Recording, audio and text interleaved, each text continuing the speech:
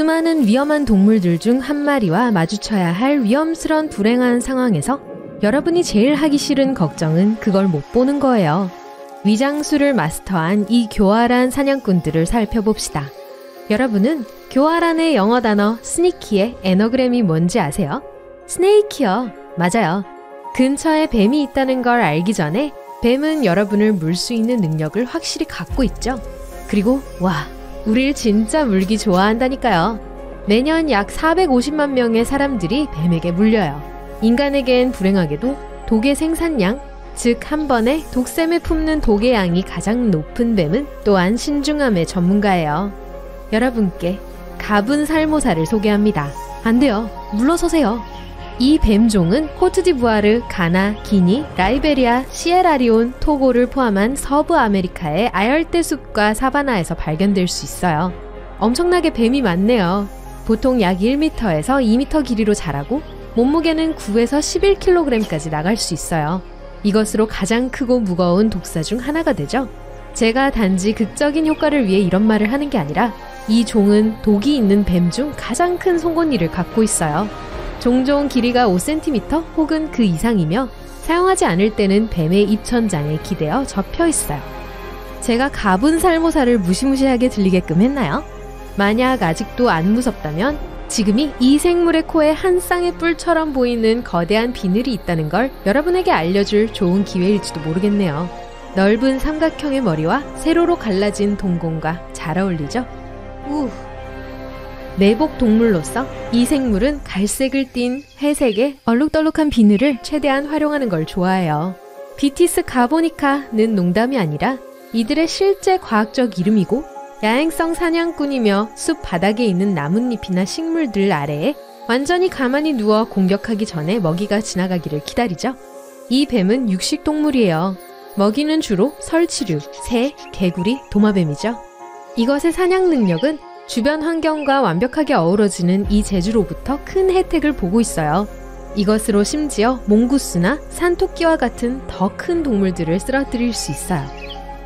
말할 필요도 없이 만약 서아프리카를 돌아다니다가 가분살모사를 발견한다면 여러분이 생각해야 할 것은 단 2가지뿐이에요.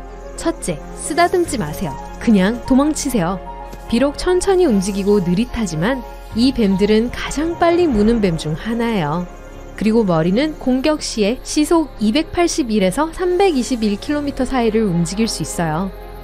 그리고 2번째는 혹시 모르니까 앞에 걸어갈 사람을 고용해야 한다는 거예요. 하지만 다행스럽게도 가분살모사는 퍼프에더나 블랙맘바와 같은 다른 위험한 뱀들보다 훨씬 더 차분하기 때문에 이 생물들에게 물리는 건 아주 드물어요. 그렇다고 조심하지 않아도 된다는 걸 의미하지 않아요. 물렸을 때는 종종 사람의 발이 실수로 그 생명체를 밟을 때 일어나요. 왜냐하면 지금 알았듯이 쉽게 눈에 띄지 않기 때문이죠.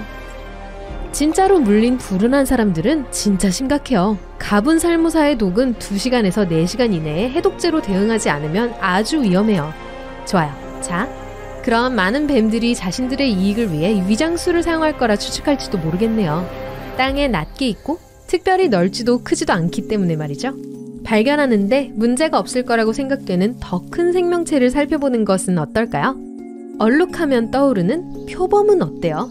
표범은 아프리카, 중동의 일부, 그리고 중국, 인도, 그리고 동부 러시아를 포함한 아시아 전역의 많은 지역에서 발견돼요. 평균적으로 50에서 90kg 사이의 몸무게와 1m 길이의 꼬리를 제외하면 2m나 될 수 있어요. 일반적으로 윗부분은 노란색이고 아랫부분은 흰색인 표범들은 온몸에 장미꽃처럼 보이는 검은 점들이 배열되어 있어요. 이 얼룩점의 다양한 디자인 패턴이 여러 다른 종의 표범의 존재를 확인시켜 주었어요.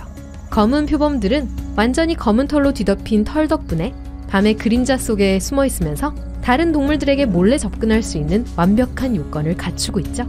하지만 여러분은 다른 표범들의 얼룩무늬 털이 사실 표범들을 꽤 쉽게 알아차릴 수 있게 해줬을 거라고 생각했을지도 몰라요. 하지만 이건 그런 경우가 아니에요.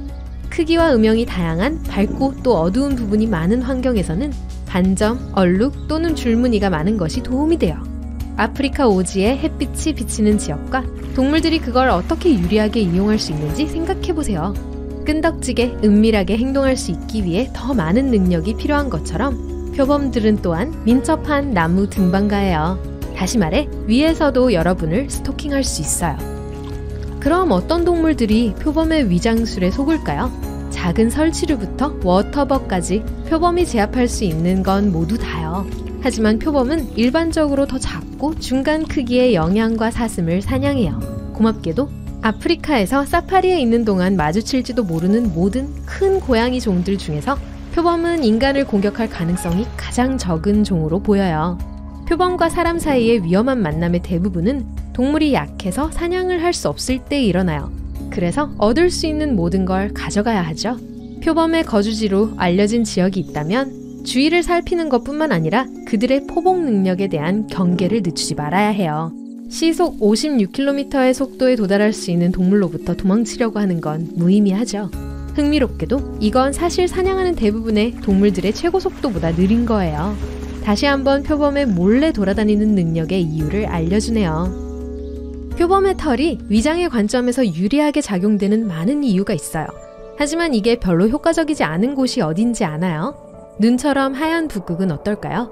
그곳에서 눈, 코, 그리고 발자국 한 쌍이 여러분에게 다가오는 걸 알아차리지 못할 수도 있어요. 왜냐하면 이 동물의 나머지 몸 부분이 주변 환경과 섞이기 때문이죠. 문제의 주인은 북극곰이에요. 네, 북극곰은 위장을 아주 잘해서 진짜로 눈더미가 지나가는 것처럼 지나갈 수 있어요.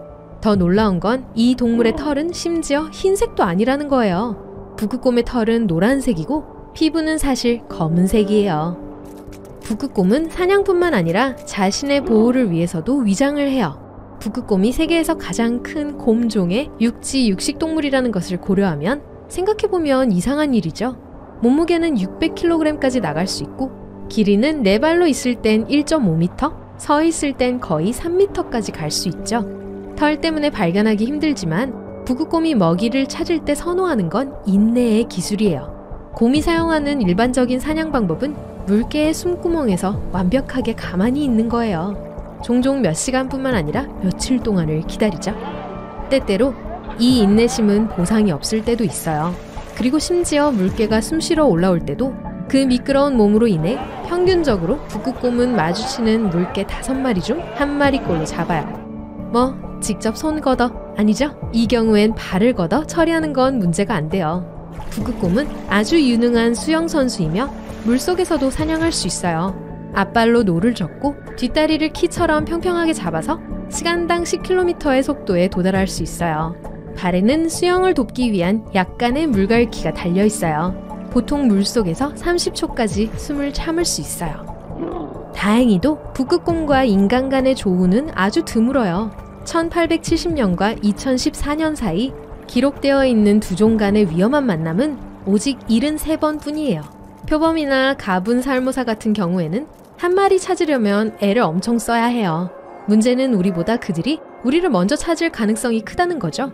때때로 생물들은 위장술을 쓰지도 않을 때가 있죠. 너무 작아서 눈에 보이지도 않아요. 이것은 커먼 킹슬레이어 또는 말로 킹기로 알려진 해파리 종의 경우예요.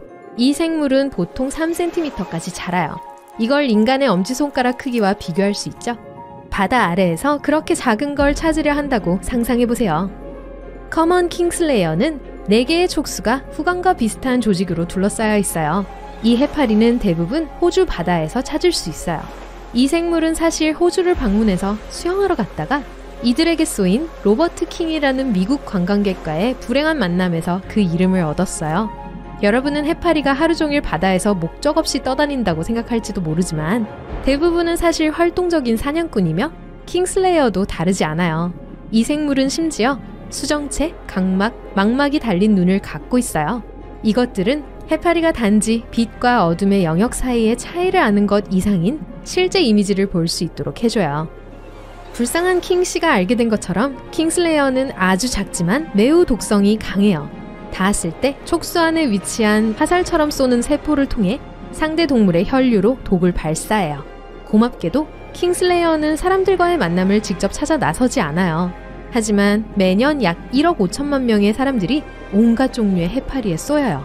그러니 물속에 있을 때는 항상 경계하는 게 가장 좋아요.